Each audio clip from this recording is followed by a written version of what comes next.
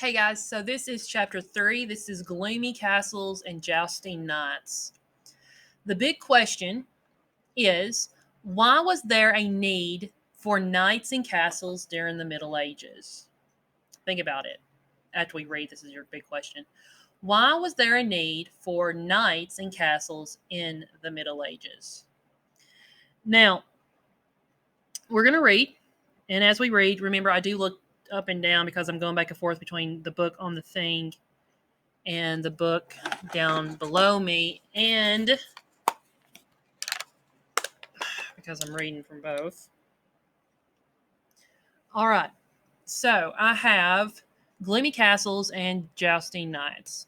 Whether rich or poor, young men in the Middle Ages learned how to use a weapon of some kind. Rivalries between nobles, wars with other nations, even violence between neighbors required that they be able to fight. When a lord needed to raise an army, he turned to those he governed. And the word governed means he looked over. And remember, the Lord had control of the land, and all the people that worked in it was under his control. Now, there are a few things that we just read that is happening right now that would require young men to need to learn how to fight. It didn't matter if you were a lowly serf or all the way up to like a knight in waiting or one of the apprentices. You had to learn how to yield a weapon because there was violence. The Middle Ages was a very violent time. You had neighbors that were fighting because they wanted the land. There was wars with other nations around you, even violence between, like I said, neighbors and other nobles. So fighting was going on, and like when your noble said, "Hey, let's go, rise up, we're going to fight," you had to be ready to take your sword, take your bow, take whatever you had, and go fight. Now, if you look at rivalries, that's one of your spelling words. Rivalries, the root word is rival. And remember is rival when you have like a competition between teams or whatever. So rivalry would be when you have multiple clashes with the team.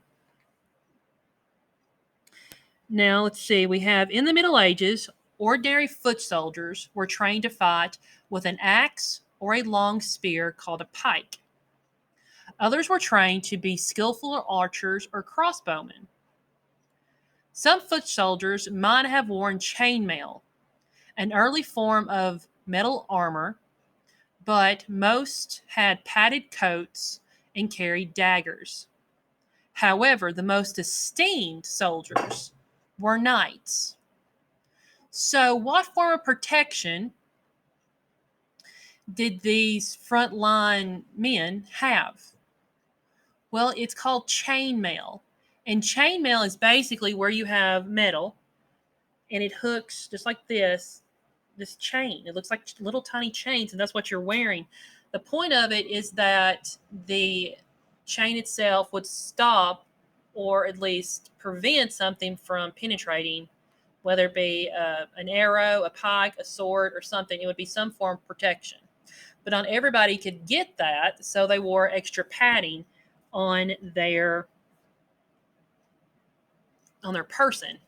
So, okay, the weapons. We have either an axe or a long spear. The long spear, the pike, would be this right here. You have your crossbow, or you have your bow and arrow.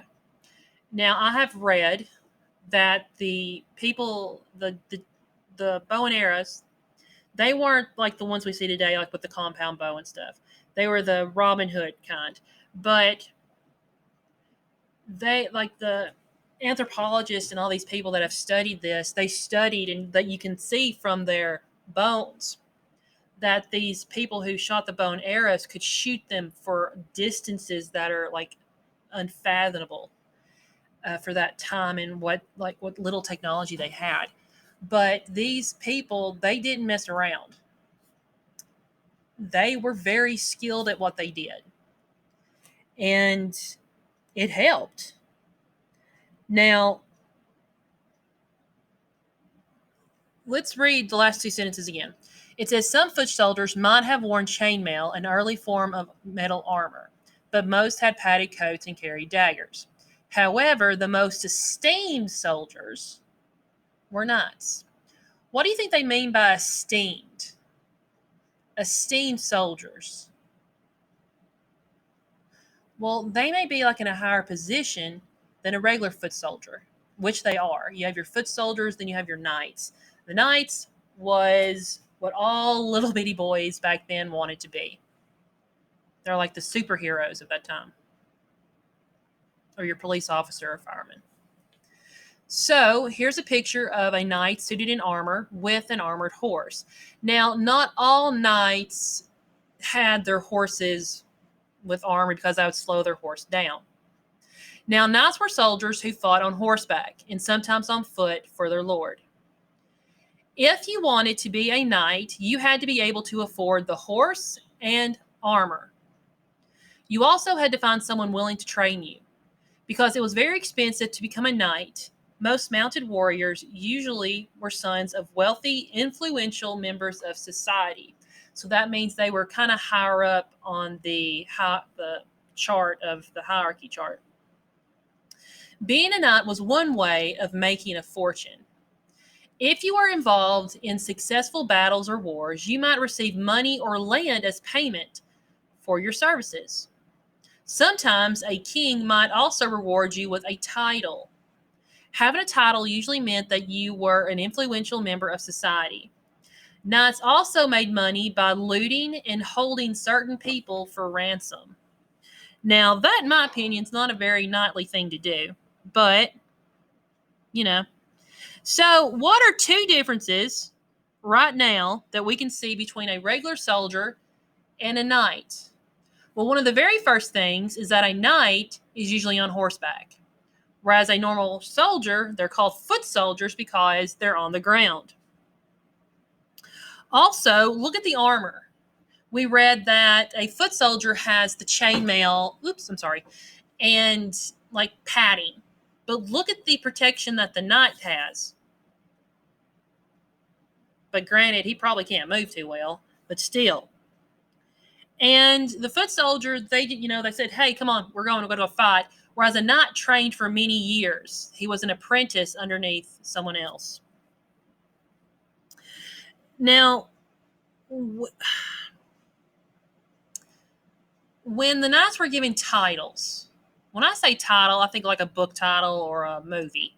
No, it's not. A title would be something like you would refer to as a lord or lady. And when people got those, you were more respected in society. I don't know why, but that was it. Now, ransom. The ways to get money to be a knight. I really don't believe the whole ransom thing was very nice, but still, they had money out of it. Also, like with the Vikings or anyone else, after a battle, when they won, they went through the villages and they looted and took things.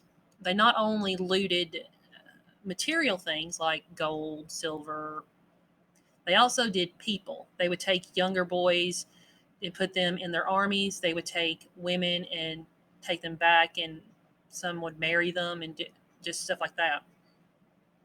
So, but the young boys did go into battle a lot. Now, like I said, it would be difficult to move, even for the horse itself. And you had to train the horse to wear that because you just can't go out there and put that on a horse. So if you were a knight,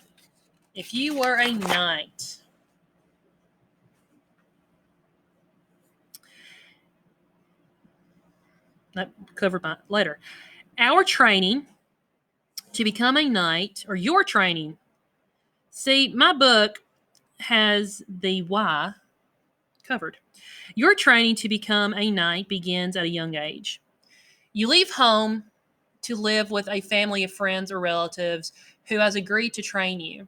In the first several years of your training, you help to dress and serve the Lord. You are known as a page. During the early years, as an aspiring, or it's hopefully to be, knight, you probably learned to use a sword, to ride a horse, to wield a lance, or a wooden pole with a metal tip. Later, you are ready to learn more challenging skills, then you become a squire. So, you're first a page, then you're a squire, young squire. Now, like I said, aspiring means hopefully to become a knight. Now, let's continue on. Although you are a servant, as a squire, you are now responsible for grooming and saddling the Lord's horses. Now, when it says grooming is you make sure the horse is fed, you make sure the horse is taken care of, their hair's not matted or anything like that. And you make sure that their hooves are taken care of, like the horseshoes and everything. Because if a horse gets an infected hoof, that you can't use it. So that is your job. So as you went up from a page to a squire, your responsibilities increased. You went from just training and helping the Lord get dressed and doing little things to saddling and grooming the horse. You were also responsible for polishing and cleaning the armor. You learned how to fight while riding a horse. You learned to use other weapons, including a heavier lance. This part of your training would last several years. So you would be a squire for several years. It's just not something you go in and you're like, oh, I'm good, let's go. Didn't happen like that. So you were it was a very strenuous process. Now, the steps we have so far to become a knight. Number 1, you left home at a very young age to live with someone else to train you. Then you became known as a page. So when you started, first thing, you became a page. During that time, you learned how to use a sword, ride a horse, and even yield a lance or a wooden stick with a metal tip. These are some of the basic skills knights would use. You also had to learn to move on to do different things. And that's when you became a squire. Now, I just went and lost my spot. The later you learned how to fight while riding a horse and carrying a heavier lance.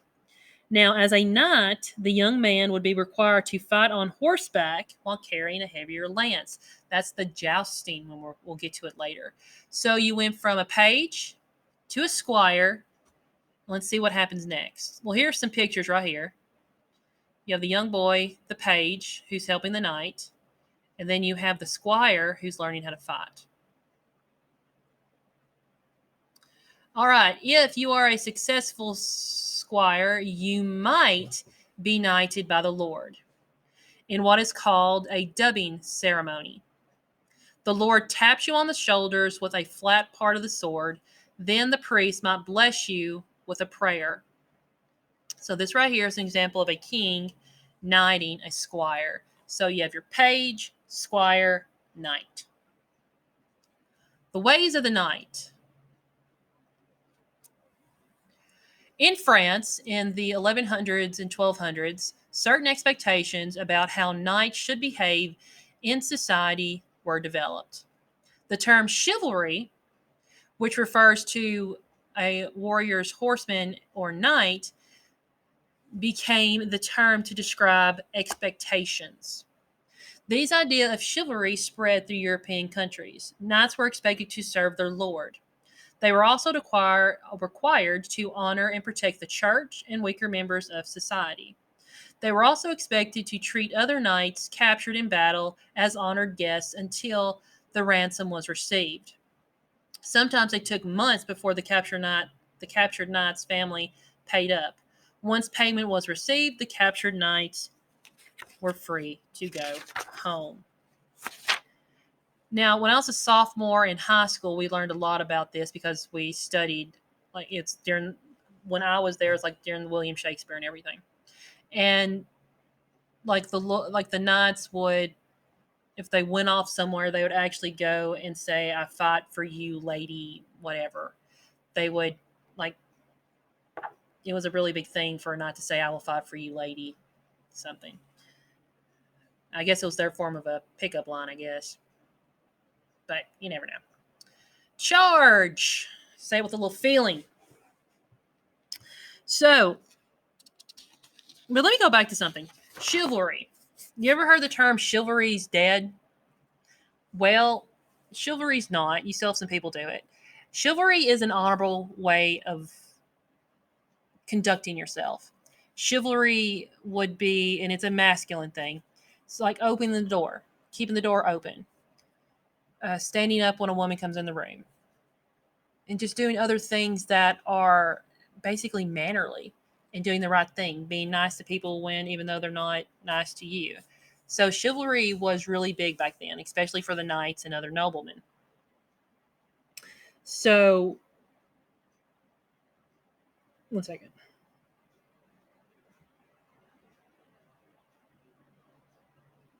Okay. So now I'll just look at the other page. Let's go charge.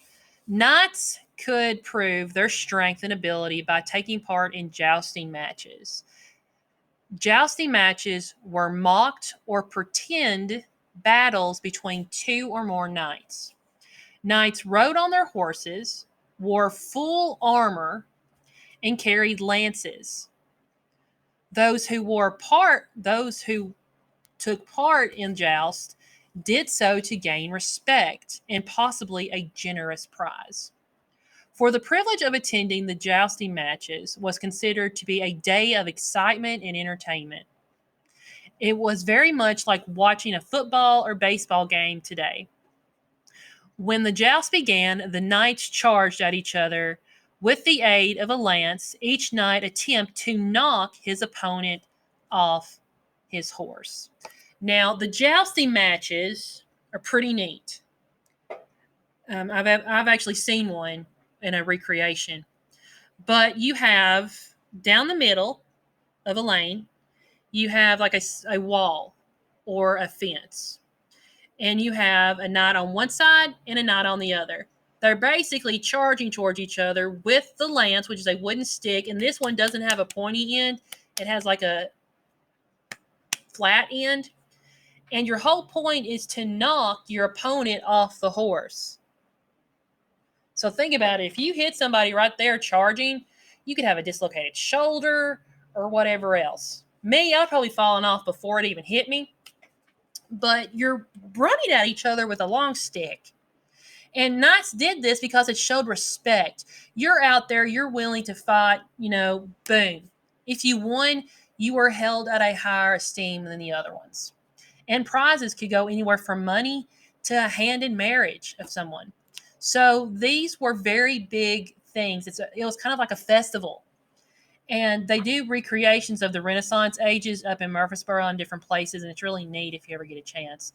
But these were like the Super Bowl or the World Series of events back then. If you got to go, it was a very big thing.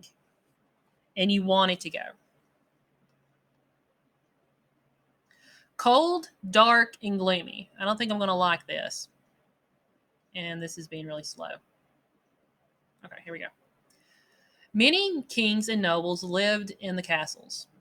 Castles provided the inhabitants, or people who lived in there, with a certain amount of protection from the enemy. They were also fairly safe places to store weapons and food supplies. The first castles were wooden forts. Later, people built stronger castles made of stone. Castle walls sometimes enclosed a series of small buildings, like a town. The castle had a water supply within the walls. Residents also needed a good supply of food inside so they could withstand a siege. Remember, a siege is when people, when they're fighting and they come and they surround an area.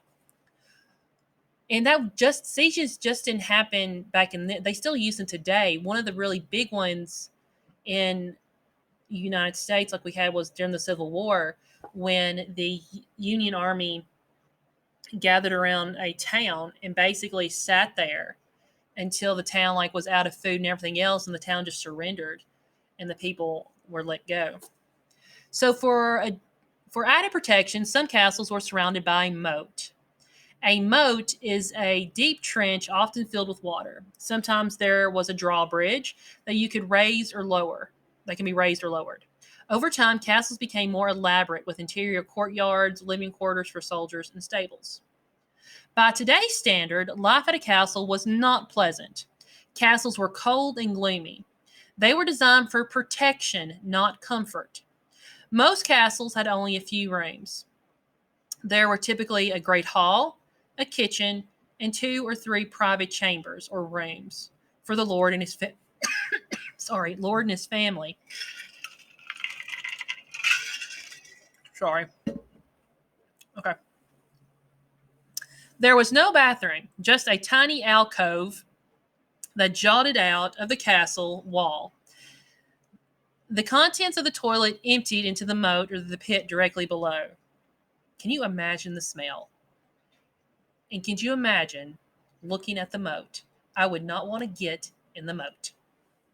So, a castle offered protection. It was not built for comfort. The protection it gave you your own water supply, and it wasn't the moat. You had drawbridges that could protect you.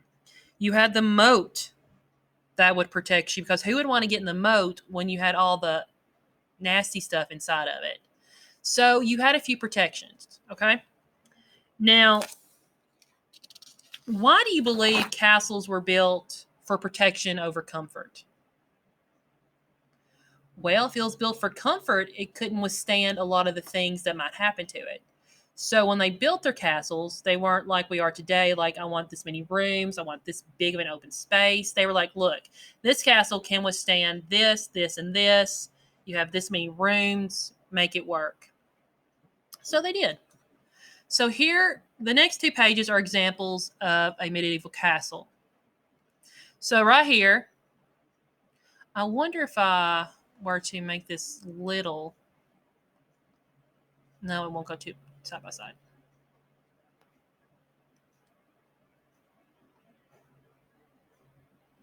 Okay, so you have your castle right here. You have your drawbridge. This is a smaller version.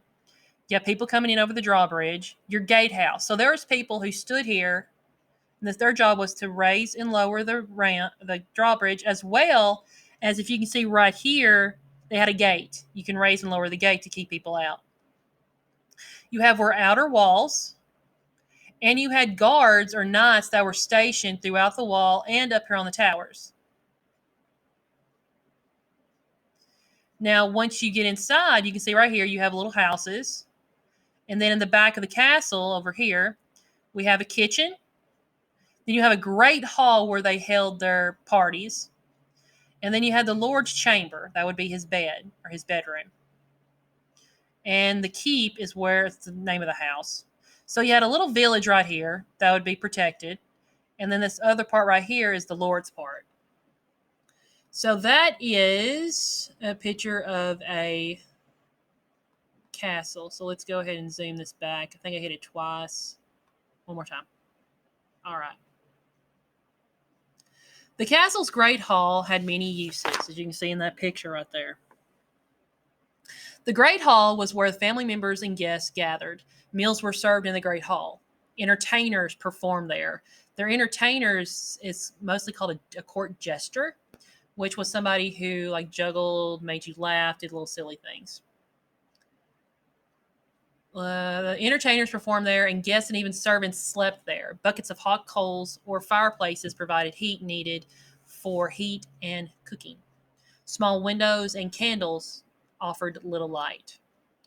Traveling storytellers and tropes of actors often visited a castle. Quite often, jesters lived in the castle, ready to perform whenever requested. Noble children and adults in the Middle Ages enjoyed music and dancing. They played outdoor sports as well. Tennis, croquet, and bowling all began as lawn games during this period of time. So yes, tennis is an old sport. So that is the chapter. One blank what chapter it was. Chapter 3, Gloomy Castles and Jousting Knights.